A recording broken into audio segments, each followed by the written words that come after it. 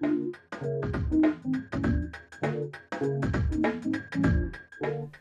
everyone, so I had a set of these chameleon markers come my way, so I'm going to be sharing with you a bit about what I've learned about how to go about these markers.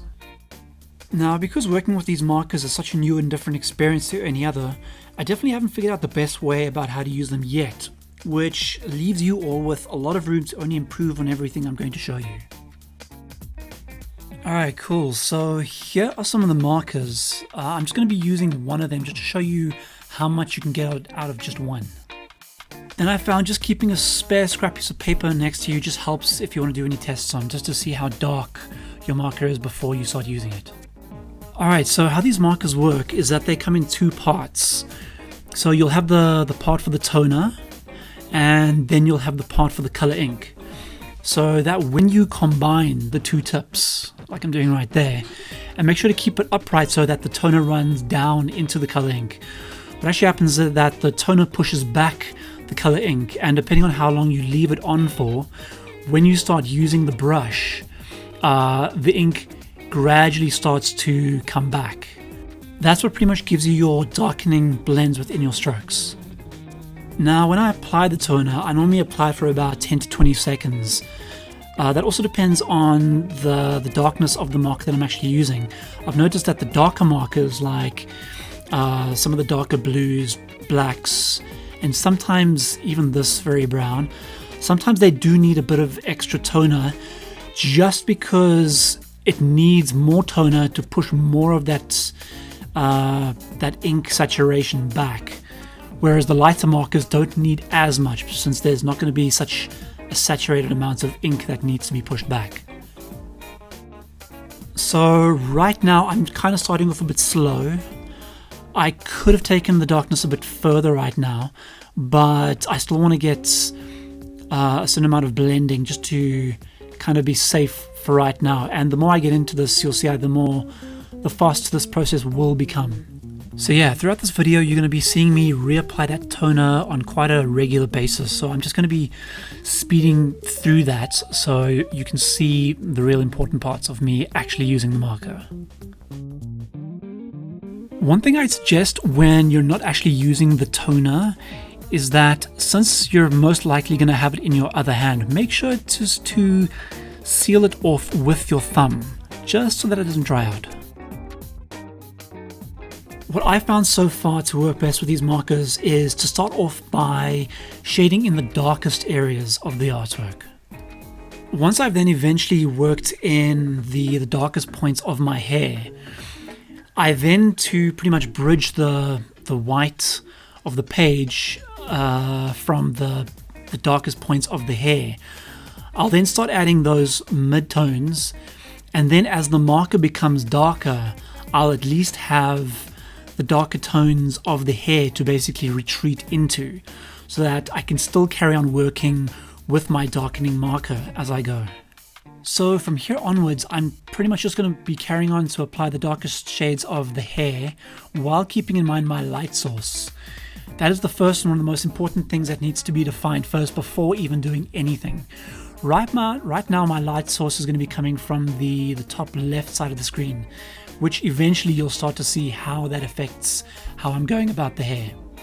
I found that working on smaller areas, or areas that are at least segmented, like for example how I've sectioned off parts of the hair, those areas are actually far easier to actually blend with, whereas larger areas, more open areas, are far harder, just because there is going to be an element of those brush strokes coming through, which will be quite difficult to hide sometimes. Now, how I get around this is I actually have taken advantage of these strokes so that basically they can help simulate the texture within hair, so that I don't have to worry about trying to blend too much unnecessarily. In that way, I'm not trying to force anything, and I'm just going to be going with what these markers and my skills will basically allow me right now. So I'd say in the beginning, when working with these as a beginner, basically, I'd say the most important thing is just to familiarize yourself with how these markers work and just play around with them. Don't try and think that you're going to be achieving amazing blends first off, because these work quite differently to other markers, and yeah, you are basically going to have to change the way you think about how you apply your strokes. And in that way, you're only going to get better results. I mean, right now, I haven't been working with these too much, and already I've worked to this level. So these levels that I'm producing right now can be taken so much further. So in that way, it really does leave you guys with so much room to still play with.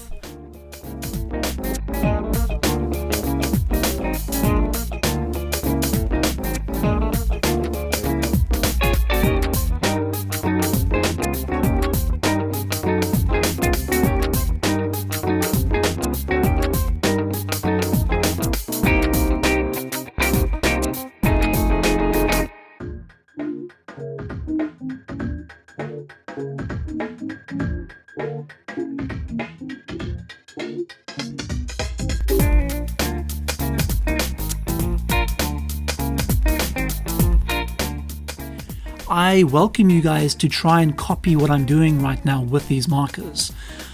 You know, over the years, I've really learned a lot by doing studies, by, copying photos and other artists as closely as I can to try and understand what they're doing and the decisions they're making.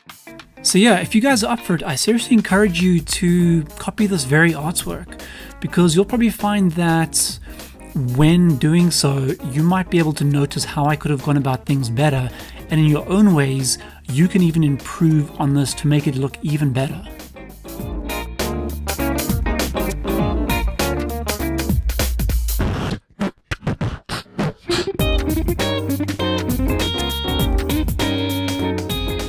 Alright, well, there's not too much more I can actually share with you guys about these markers, so what I'm going to be doing is letting this run until the end, and then I'll catch you guys again with a few final words. So from here on, I'm just going to be working in more of the shadows, and all just keeping in mind my light source, making sure that, I make it obvious that the light is coming from the top left of the screen, so that things gradually on her head are going to be becoming darker on the right side of her head, almost kind of similar to lighting a sphere, basically. And so yeah, I'm going to be working in more of those shadows, and then I'm going to be blending in more of the transition between the whitest part of that shine of the hair more into the shadows of the hair, just so things are a bit cleaner and yeah, basically smoother in the blends, basically. In that way, I got to make sure that my marker isn't going too dark, so I got to make sure that I apply enough toner to the tip so that I can use it for long enough without having to reapply the toner too often. I'm still going to be applying it, a fair amount, but yeah, I just got to make sure that I keep those lighter shades happening, and if it starts to get too dark, I stop and just apply more of that toner. But yeah, you'll see that a bit later when I eventually start getting to that more. Anyway, I'll catch you guys in a bit.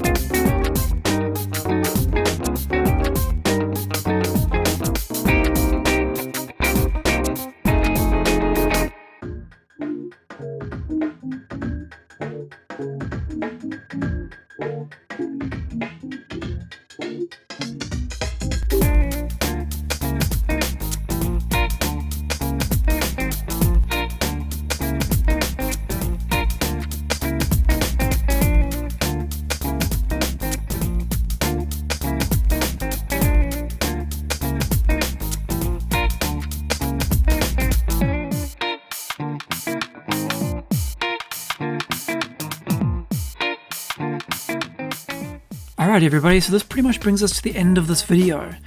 As you can see, I've really, saturated my ink and applied layers of brush strokes. And doing that really helps me to, push my blends from, the shadows to the midtones into the highlights of the white of the page that much more. So yeah, anyway, I hope you've learned a thing or two from this, but I will say that your learning will mostly start happening when you start practicing and messing around with these markers.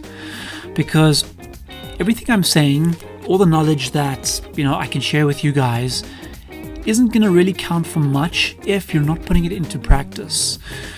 So yeah, I hope you guys enjoy these markers. These definitely do provide a new experience. So yeah, have fun and take care everybody.